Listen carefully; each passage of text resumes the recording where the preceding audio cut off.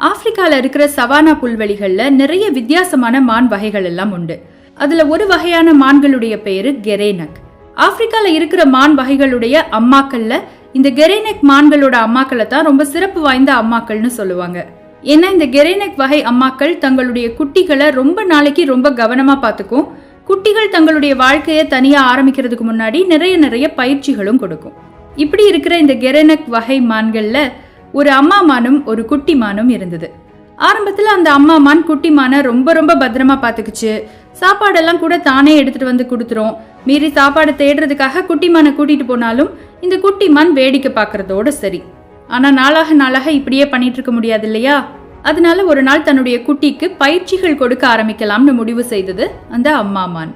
முதல் நாள் தன் வழக்கமா போற அந்த அக்கேஷியாங்கிற மரத்துக்கு பக்கத்துல இந்த குட்டி மானை கூட்டிட்டு போயிட்டு அந்த மரத்தோட ஒரு உயரமான கிளைய காட்டி, நீ உன்னோட முன்னங்கால்களை மேல தூக்கி அந்த கிளை மேல வையே, பின்னங்கால்ல மட்டும் நில்லு அப்படின்னு சொல்லிச்சு இந்த அம்மா மான். இந்த குட்டி மானும் சரின்னு சொல்லிட்டு முயற்சி செய்து பார்த்தது.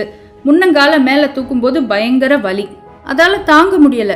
உடனே இந்த குட்டி மான் அம்மா மான் கிட்ட, ஏமா இப்படி நான் மட்டும் கஷ்டப்பட்டு கிளையில இருக்கிற இலைய சாப்பிடணும், கீழேயே சில இலைகள் புல்லெல்லாம் இருக்குல்ல, அதையே நான் சாப்பிட்டுக்கிறேனே அப்படின்னு சொல்லுச்சு. அம்மா மானும் ரொம்ப பொறுமையா, இல்லடா ராஜா, மேல இருக்கிற இலைகள்ல தான் நிறைய நீர்ச்சத்து இருக்கு, அதுதான் ரொம்ப சுவையா இருக்கும். கீழே இருக்கிற இலைகள் எல்லாம் கொஞ்சம் காஞ்சி போயிருக்கும், நீர்ச்சத்தும் இருக்காது. நீ அதனால கொஞ்சம் முயற்சி பண்ணு, தொடர்ந்து முயற்சி பண்ணுனா நிச்சயமா உன்னால முடியும் அப்படின்னு அறிவுரை சொல்லுச்சு. இந்த குட்டி மான் திரும்பவும் முயற்சி செய்து பார்த்தது, முடியல. உடனே அது தன்னோட அம்மாவை பார்த்து சொல்லுச்சு, நான் உன் கூட வரும்போது பார்த்திருக்கேனே, இங்க இம்பாலான்னு வேறு ஒரு வகையான மானும் வருமே, அந்த மானெல்லாம் இப்படி கஷ்டப்பட்டு காலை மேல தூக்கி ஏறிக்கிட்டுலாம் இருக்காதே, அதோட உயரத்துக்கு எட்டுற இலைகளையும் இந்த புட்களையும் தானே சாப்பிட்டு அது உயிர் வாழ்ந்துட்டு இருக்கு. அப்படின்னா இந்த இலையும் புல்லும் கூட நல்லா இருக்குன்னு தானே அர்த்தம். அதனால நானும் என்னோட உயரத்துக்கு எட்டுற இலைகளையும் புட்களையும் மட்டும் சாப்பிட்டுக்கிறேனே அப்படின்னு. அதுக்கப்புறம் அந்த அம்மா மான் எதுவுமே சொல்லல. சரி சாப்பிடு அப்படின்னு விட்டுருச்சு. கொஞ்ச நேரத்துக்கு பின்னாடி இந்த உணவு இடைவேளை எல்லாம் முடிஞ்சு அந்த மான்கள் எல்லாம் தன்னுடைய தங்கும் இடத்துக்கு திரும்பியாச்சு. இந்த சமயத்துல இந்த குட்டி மானுக்கு ஒரே தாகம், தாங்கவே முடியல. தாகம் தாங்காம தன்னோட அம்மா கிட்ட வந்து தாகம் அடிக்குது அப்படின்னு சொல்லுச்சு. அம்மா மானும் சிரிச்சுக்கிட்டே, ஒன்னும் பிரச்சனை இல்ல, நீ காலையில சொன்ன இல்லையா இம்பாலா மான்கள், அதெல்லாம் சேர்ந்து இன்னும் கொஞ்ச நேரத்துல ஒரு நீர்நிலைக்கு போகும், அதோட சேர்ந்து நீயும் போய் தண்ணி குடிச்சிட்டு வா அப்படின்னு. இந்த குட்டி மானுக்கு ஒண்ணுமே புரியல. ஏன்னா இதுவரைக்கும் அதுக்கு தாகமும் எடுத்தது கிடையாது, அது நீர்நிலைகளையும் பார்த்தது கிடையாது. குறிப்பா இந்த கெரேனக் வகை மான்களால வேகமா ஓடவும் முடியாது. வேகமா ஓட முடியாதுன்னா தன்னை தாக்க வர சிங்கம், புலி இந்த மாதிரி விலங்குகள் கிட்ட இருந்து தப்பிச்சுக்க முடியாது இல்லையா? அதனால பொதுவாவே சாப்பாடு தேடுறதை தவிர இந்த வகையான மான்கள் வேற எதுக்கும் வெளியே போறதே இல்லை. இதெல்லாம் யோசிச்சு பார்த்துட்டு இந்த குட்டி மான் தன்னோட அம்மா மானை பார்த்து, நம்மளாலதான் இம்பாலா மான மாதிரி ரொம்ப வேகமா ஓட முடியாதே, பின்ன எப்படி நான் நீர்நிலைக்கெல்லாம் அது கூட சேர்ந்து போறது? போய் தண்ணி குடிச்சிட்டு இருக்கும் போது சிங்கம் புலி எல்லாம் வந்ததுன்னா அந்த மான் வேகமா தப்பிச்சு ஓடிடும், நான் மாட்டிக்குவேனே அப்படின்னு கேட்டுச்சு. இப்போ அந்த அம்மா மான் சிரிச்சுக்கிட்டே சொல்லுச்சு, அட குட்டி மானே, நீ இன்னைக்கு காலையில கேட்டியே ஒரு கேள்வி, அந்த இம்பாலா மான்கள் எல்லாம் கீழே கிடக்கிற புல்லையும் தனக்கு எட்டுன இலைகளையும் மட்டும் சாப்பிடும்போது நம்ம மட்டும் ஏன் இவ்வளோ கஷ்டப்பட்டு முன்னங்கால்களை தூக்கி அந்த உயர்ந்த கிளைகள்ல இருக்கிற இலைகளை சாப்பிடணும்னு? அந்த கேள்விக்கு பதிலும் இதுதான்.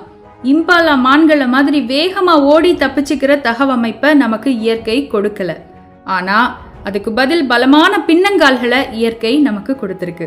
கொஞ்சம் பயிற்சி மட்டும் எடுத்து எம்பி ஏற பழகிட்டோம்னா போதும், நீர்ச்சத்து நிறைந்த இலைகளை நம்மளால சாப்பிடவும் முடியும், தாகமே இல்லாம வாழ்க்கை பூரா வாழவும் முடியும்.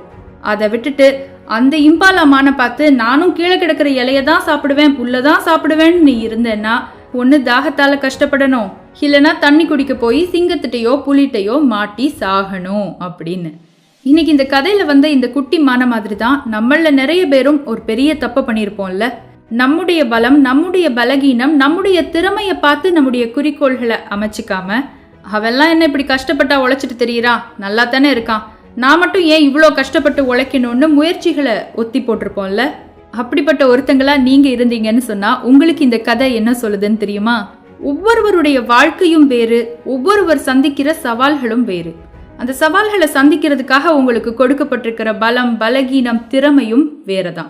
ஒரு காலம் ஒருவரோடு ஒருவர் ஒப்பிட்டு கொள்ளாதீர்கள். ஒருவரை பார்த்து இன்னொருவர் தங்களுடைய முயற்சிகளை தளர்த்தாதீர்கள். உங்கள் பலம், உங்கள் பலகீனம், உங்கள் திறமையை மட்டும் அறிந்து கொண்டு உங்கள் வாழ்க்கையில் வெற்றி காணுங்கள்.